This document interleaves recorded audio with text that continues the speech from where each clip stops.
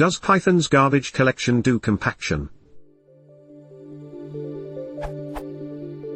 I was talking with a friend, comparing languages, and he mentioned that Java's automated memory management is superior to Python's as Java's does compaction, while Python's does not, and hence for long-running servers, Python is a poor choice.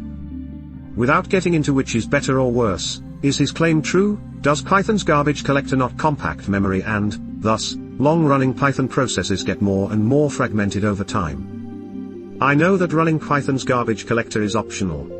Mostly it uses automated reference counting for automated memory management, and as soon as a reference count hits 0, the object is freed. Thus the only thing that Python's garbage collector is needed for, in terms of freeing objects, is to detect cycles which no object in the root set has a reference to.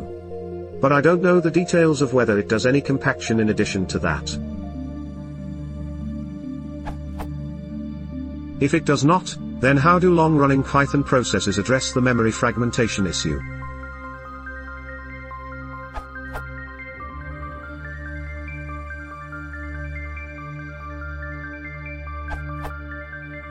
I don't know for sure, but Python uses reference counting and its objects use memory addresses as IDs, so I would say it does not do compaction.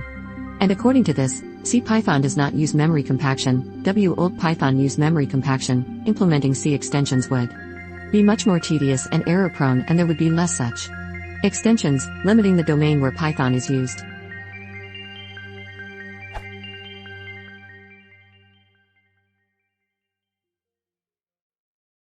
If you want to support the channel, please consider subscribing.